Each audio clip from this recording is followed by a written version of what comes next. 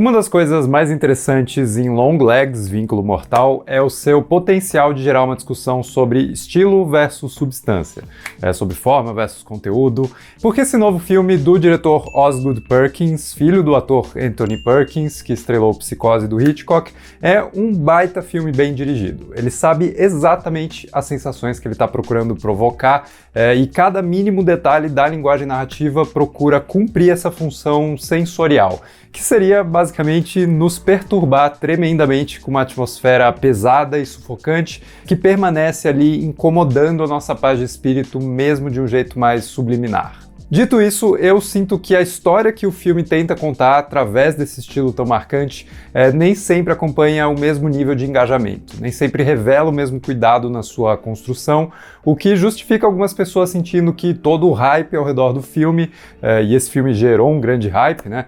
Mas que isso não exatamente se converteu numa experiência transcendental do cinema de terror em 2024, diferente do que muita gente tem defendido na comunidade cinéfila da internet. Vocês sabem que eu costumo abraçar diferentes visões sobre uma obra enquanto eu uso esse espaço aqui para discutir as particularidades da minha própria opinião sobre os filmes que eu analiso.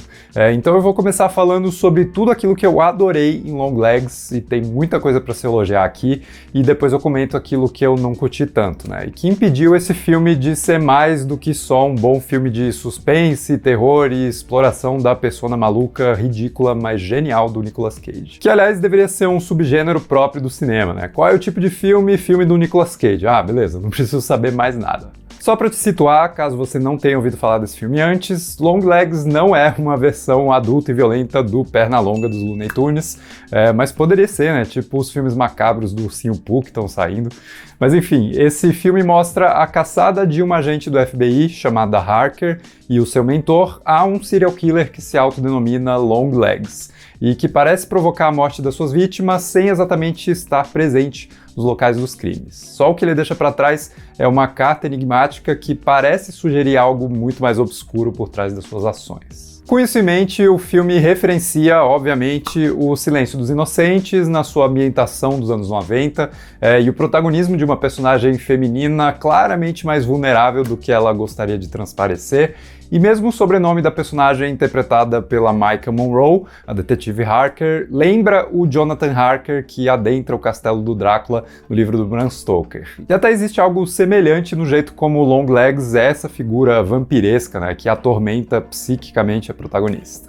Só que o clima pesado e meio lento que oprime cada cena do filme remete muito mais à atmosfera de A Bruxa, do Robert Eggers, com alguns detalhes em comum que eu deixo para mencionar mais pra frente. Mas é muito bacana como o diretor explora a escolha de lentes e o enquadramento dos planos para gerar esse desconforto muito mais sentido do que propriamente enxergado na imagem. Ele usa muito bem as lentes grande-angulares para ampliar todo o espaço ao redor dos personagens e manter eles no centro, né, pequenos e completamente expostos. Tipo, quanto mais o enquadramento cerca a protagonista de áreas vazias, escuras ao redor dela, mais a gente fica vasculhando com os olhos esses espaços para ter certeza de que não vai surgir nada ameaçador desses lugares.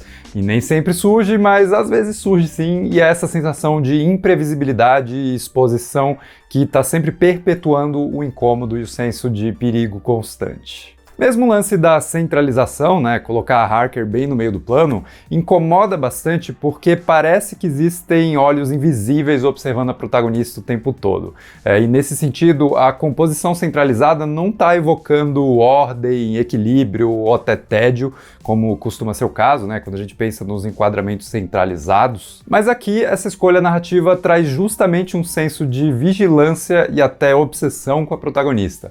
Ela é o centro de atenção de um observador que ela ainda não consegue enxergar, e a lente grande angular também vai ajudar nessa percepção, já que ela costuma distorcer os cantos da imagem de um jeito que a imagem parece quase querer embrulhar a Harker num abraço sufocante e não soltar mais. O que tem tudo a ver com a ideia de uma força oculta que está afetando as ações dessa pessoa, né? Mas a gente já chega lá. quando não tá fazendo isso, a câmera do diretor Oz Perkins costuma olhar bastante para cima, né, para o céu nublado escuro, que mesmo assim é frequentemente rasgado pelas silhuetas ainda mais escuras das árvores dessa região.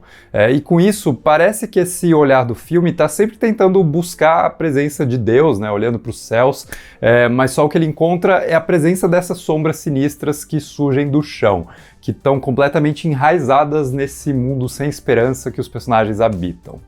Fora isso, a crítica Wendy Ide, lá no site The Guardian, aponta um detalhe interessante que se manifesta quando a protagonista descobre o simbolismo maligno do triângulo invertido nas cartinhas do Longlegs. E a partir daí, o filme investe bastante em composições visuais que estão sempre criando triângulos imaginários a partir dos elementos do cenário, principalmente filmando do canto dos ambientes, né? Daí você consegue fazer esses ângulos assim. Numa sinalização elegante desses três vértices que sempre apontam para baixo. E daí eu acrescento que até os créditos do filme são exibidos na direção contrária, né? Ao invés de subirem, eles descem como se estivessem indo para o inferno. Finalmente, e isso surge logo no começo do filme, mas o jeito como a câmera enquadra o Longlegs dialoga diretamente com o significado do seu nome. De novo, né? Pernas longas. E isso se traduz perfeitamente quando ele surge em cena e o seu rosto praticamente fica fora do quadro, já que as suas pernas são compridas demais. Sem contar que o nome Pernas Longas também faz a gente pensar no ponto de vista das crianças e o jeito como a maior parte dos adultos parecem, para elas, esses seres enormes e com pernas compridas. Mas enfim, tudo isso é muito bem construído e eu acho que se sobrepõe à história que está sendo contada, talvez sendo o objetivo principal do diretor. Ele quer focar nessa vibe. E eu acho que é válido curtir o filme só por essa atmosfera em si, né? Muitos diriam que o Iluminado do Kubrick faz algo semelhante, priorizando esse tom de opressão gradual, ao invés de investir numa trama diretamente intrigante, né? Talvez cheia de reviravoltas, enfim. Mas no caso de Longlegs, eu sinto um pouco de falta de uma resolução mais substancial. Eu gosto de boa parte dos mistérios que o roteiro estabelece, e eu aceito que a investigação desses mistérios se entregue mais para o exercício de estilo do que para as pistas concretas que desenvolvam a história. Só que no final, o roteiro escolhe fazer duas coisas meio questionáveis, na minha opinião. Ao mesmo tempo em que ele explica demais o que está por trás de tudo, né, usando diálogos bem expositivos para fazer isso, quando toda essa tensão acumulada parece querer explodir e chegar numa resolução mais concreta, o filme simplesmente acaba subitamente, e é isso. Vamos discutir um pouco mais explicitamente tudo isso e daí fica o aviso de spoiler. Se você não viu Longlegs, assiste lá e depois volta para cá pra gente trocar uma ideia sobre o que diabos está acontecendo nessa história, literalmente. Ok, tudo de ruim que acontece aqui é obra do capeta. O filme realmente se entrega pro sobrenatural, fazendo essa transição de um suspense policial, de assassino, para um terror sobrenatural dos infernos. E o Longlegs é justamente esse servo do mal que cria bonecas malignas, que encarnam a escuridão e são capazes de influenciar famílias a se destruírem. Eu confesso que eu fico um pouco em cima do muro sobre a investida completa no lado sobrenatural. Porque pelo menos nesse caso aqui, eu sinto que ela meio que livra o filme de ter que apresentar respostas mais criativas para os mistérios que foram sendo estabelecidos. É um pouco mais fácil dizer que foi tudo obra do cara lá de baixo, e não existe uma atuação mais intencional e direta dos seres humanos em si. Ok, até existe, mas ela parece até menos convincente do que a atuação do diabo, né?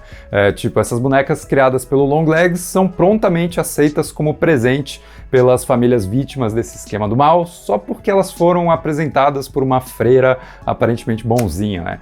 E sei lá, cara, ninguém realmente deixaria uma boneca bizarra que parece com a sua filha entrar na sua casa, principalmente sendo presenteada por uma pessoa que eles não conhecem. E eu até acho que existem casos onde essa união do elemento sobrenatural com a vilania de um personagem humano funcionam bem, né?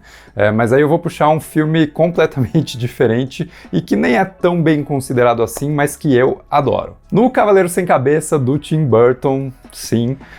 O roteiro constantemente brinca com a possibilidade desse elemento sobrenatural ser real ou não, até que o desfecho apresenta uma solução que satisfaz esses dois lados. Ele consegue abraçar o que existe de mais fantasioso nesse personagem, mas também justificar sua presença na história com ações deliberadamente humanas, movidas por objetivos mundanos também.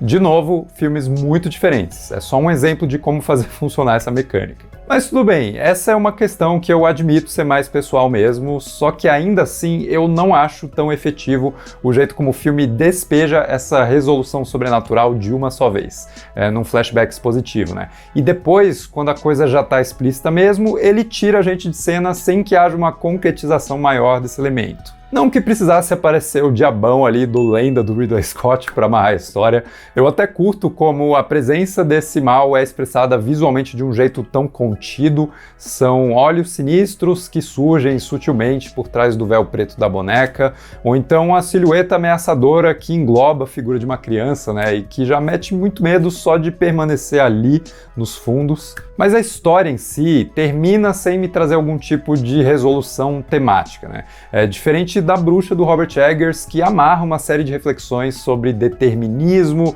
sobre fundamentalismo religioso e a vida autoflagelada dos tempos antigos, com as pessoas sendo esmagadas pela superstição e a preocupação com a aparência de virtude, enfim, a bruxa merece um vídeo próprio. Em Longlegs não é essa profundidade temática que eu encontro, mas sim esse conjunto de estímulos sensoriais, incluindo aí a interpretação do próprio Nicolas Cage, né, que talvez passe do ponto para muita gente, mas eu adoro ver o cara se soltar com gosto, e é o que acontece aqui. Aliás, é o que acontece sempre. Mesmo escondido por trás de uma maquiagem pesada que faz do Longlegs uma mistura inusitada do Marilyn Manson com o Immortan Joe e, sei lá, as branquelas, né? Mas não só a voz entrega o Nicolas Cage, que se esconde embaixo dessa cara bizarra, mas o jeito como ele mergulha no seu lado maníaco é inegavelmente sempre muito divertido de assistir. Eu curto muito ver o cara se equilibrar entre o ator sério, ganhador de prêmios, e o artista desprendido que não tem medo de ser ridículo, e que rende momentos deliciosamente excêntricos como os que a gente vê aqui. Por isso mesmo, eu consigo tranquilamente dizer que eu gostei de Longlegs, mesmo que eu não tenha gostado tanto da história, mais especificamente da resolução da história. E por isso eu reforço o que eu tenho dito bastante aqui, né? Existe espaço para apreciar filmes imperfeitos que trazem consigo tanto um lado bom, interessante, bem construído, né, quanto o outro lado menos eficiente, às vezes mal acabado ou até assumidamente ruim. E talvez essa seja a lição mais importante que a carreira do Nicolas Cage tenha a nos ensinar. Mas existe espaço para filmes que priorizem o estilo sobre a substância, né? E quando isso é bem feito, o estilo em si pode se tornar a substância. E eu até acho que Longlegs quase chega nisso, ou quase sustenta isso até o final, mas não o suficiente para me fazer realmente adorar o que eu assisti. Então, mais uma vez, eu fico um pouco no meio do caminho, inclinado para o lado positivo. Eu vou repetir isso, mais uma vez, inclinado para o lado positivo, tá? Eu não odiei o filme. Mas e você? O que você achou de Longlegs, Vínculo Mortal? Sempre tem um subtítulo, né? Comenta aqui embaixo pra gente continuar essa discussão. E se gostou do vídeo, não esquece de deixar um like, se inscrever no canal. E a gente se vê no próximo vídeo.